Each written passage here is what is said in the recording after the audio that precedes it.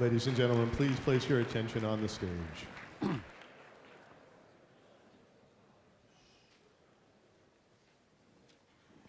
586, before Common Era, Jerusalem walls are breached. The temple is set on fire. And those of us in the fallen kingdom of Judah are marched captives by the king Nebuchadnezzar to Babylon. There we sat and wept by its rivers. We wept for Zion. But we didn't weep too long. We were encouraged and guided by the prophets, Yirmiyahu, Ezekiel, Ezra. And we managed to transform Judaism into a mobile faith with laws and synagogue and prayer instead of a temple.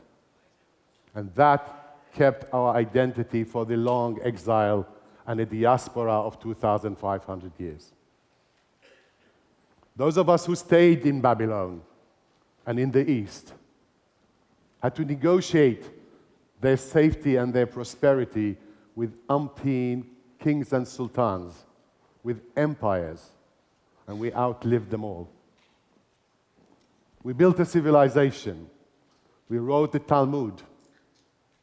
We opened the first universities, modern universities. And you know, by the turn of the century, of the 20th century, the Jews of Iraq were 40% of Baghdad. And so they were in the other countries. We were participants in every single aspect of the young countries of the 20th century. Literature, politics, music, banking, you name it, we were there. That harmony was shattered by a Nazi-inspired pogrom in 1941, which we commemorated it yesterday. But the true displacement was fateful state declaration of the State of Israel in 1948. Then 7 armies tried to annihilate that young country. And in their defeat, the Jews of the Arab world paid a heavy price. We were ethnically displaced, and the vast majority were sent packing with every asset of theirs was confiscated. I was born in 1955. I was oblivious to this history. I have very fond memories of my childhood. And suddenly, in a flash, everything turned into a nightmare. In 1963, every Jew who were in Iraq had to present himself and swap their Iraqi identity for this. This yellow document that marked us as second or third class citizens from then on. Things were to get worse.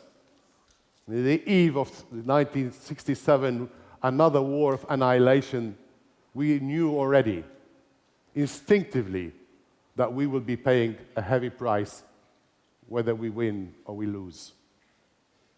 And on January 27, 1969, we wake up to this spectacle of 14 people hanged that day, and their bodies were displayed in the public square of Baghdad and Basra. 500,000 people were dancing under their bodies, and every one of 10 of those were Jews, and each one of them was wrapped in a white linen and set with the word Jew on the front, with his name and address at the back. And this was live streamed all day long. 55 people followed suit.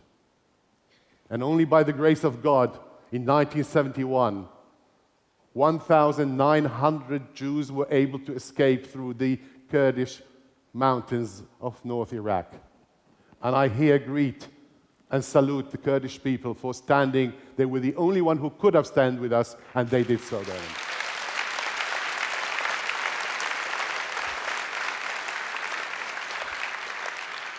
We arrived to the United Kingdom as refugees asylum seekers, but we soon rebuilt our lives.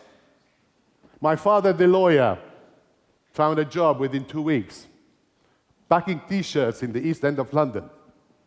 But he did so 6 days a week, and he sent me to university. And I did so, and I sent my son to Cambridge. And so did your grandparents. That is the Jewish way of life. We move on, and we are loyal and committed to our country.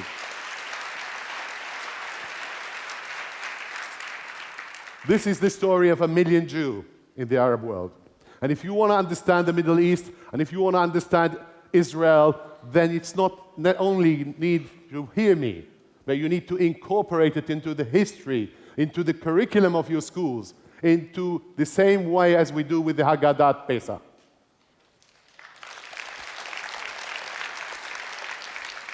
I have a personal addendum to this story. In 2003, I was the first to go to Baghdad again. I am not going to let go of my history of 2,600 years so meekly.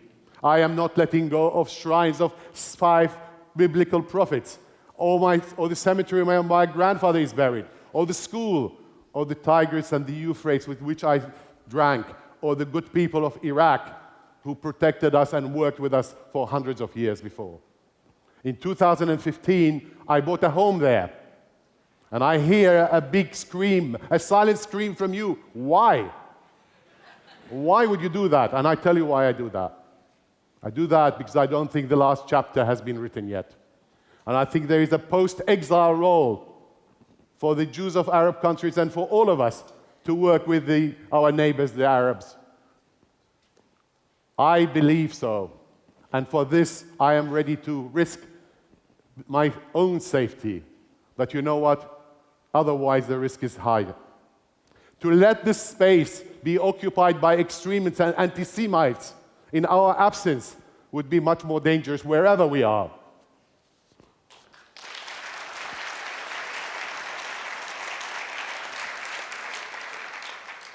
The Arab street has changed. You freely now hear people tell you, come back. You freely have people wanting to reconnect. And you frequently hear the one sentence. When the Jew left, the barakah, the blessing, left with them. And we have heard this before. We have heard this in Portugal and in Spain and in umpteen countries that gave us a brutal and painful history. Come back. And I tell you where I have heard it before. I have read it many times, but only today I decipher it. I read it in Bereshit, in Genesis chapter 12. And it says, God Almighty talking to Abraham, and he says, I will make you into a great nation, and I will bless you. I will make your name great. And listen to this. And you shall be a blessing. And he carries on and says, and all the families of the earth shall be blessed in you. AJC, Lech Lecha, go forth, be the blessing we are, and let the families of the earth be blessed by us. Thank you. Thank you. Thank you. Thank you.